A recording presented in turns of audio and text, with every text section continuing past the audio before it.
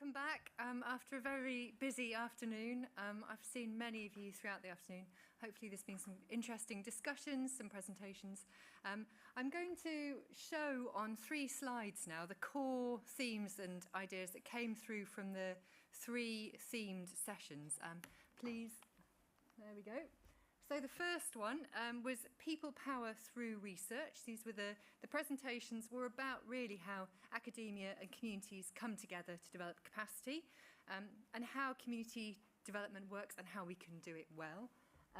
What were the enablers? People with local knowledge, taking an informal approach, going to where people already are. And by that we mean, if you're thinking about asking people what matters, go to places like the school gate or go to the youth club, rather than hosting core meetings in memorial halls at 7 o'clock on a dark November night with no refreshments.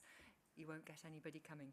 The barriers, going in too heavy with academics at the start, that was perceived to be one of the barriers to good collaborative working.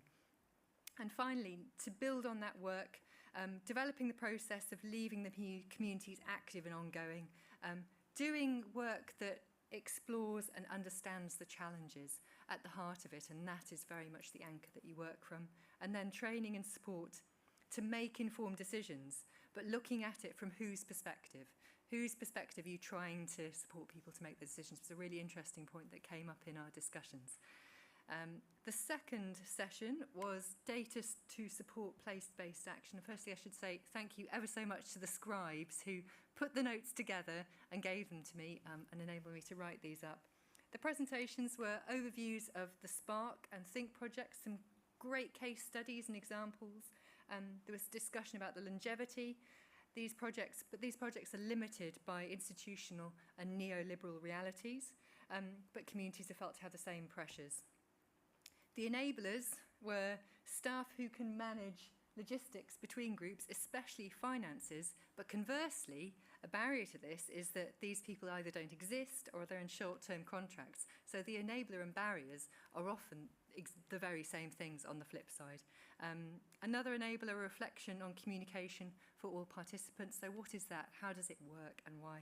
And that things are safe and welcoming. To build on this, about trust and long-term mechanisms, this was picked up much earlier in the day also. Community organisation helps, so work with people who are already organised to ensure that continuity. We all live in communities. We all know who are the people who will step forwards when something needs doing.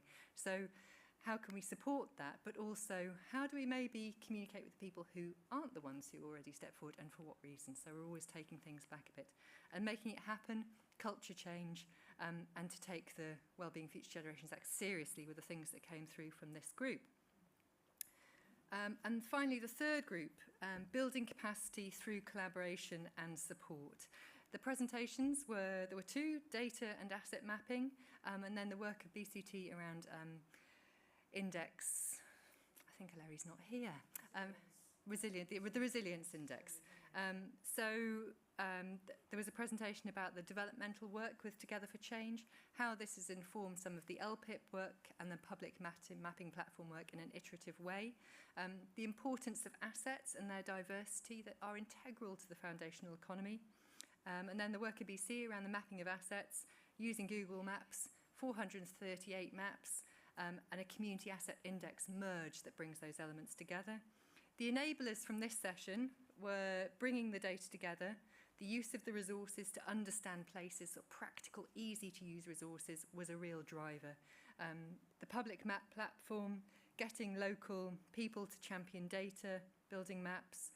I do apologise, I just realised I've put these on the wrong titles. I'm so sorry.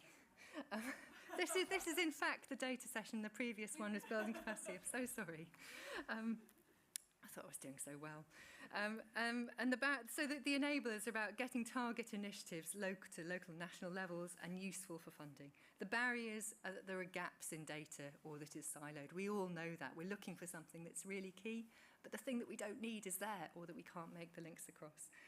And to build on it, champions to communicate the benefits of some of that work, people to really speak up about why data and research are important, capacity in organisations to consider and use it, the government to take it seriously, and power needs to be handed over in relation to asset ownership. In terms of making it happen, some of that is around data sources being updated, moving away from more siloed thinking. The departments and local authorities perhaps need to be able to make those connections and needing to know what we can't measure and why. So across these 3 sessions, what I've picked up on is the importance of collaboration between academia and communities to address local challenges to make a real impact, but with support of the support organisations in there as part of that infrastructure.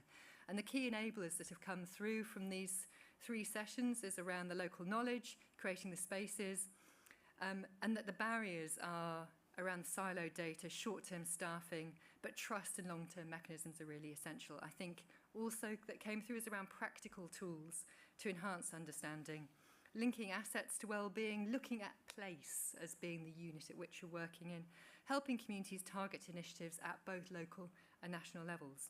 And to succeed, it's been very much about the culture shift which is needed. And I think I'll just return briefly to Babs's priorities from that report, which are about strategic leadership, space for joined-up thinking, community-led data research and evaluation, and equitable, inclusive community funding to create change. Those 4 priorities have been reiterated from the notes that are here through the afternoon. I hope this is an accurate reflection and resonates with you from the discussions. We've also picked up some of the emergent themes over the last few months and put these into the Mentimeter. And I'm pleased to say about 30 people have already completed that. We will leave it open till the end of the day. This is what the Mentimeter is telling us so far, that the top priority is co-production. The second...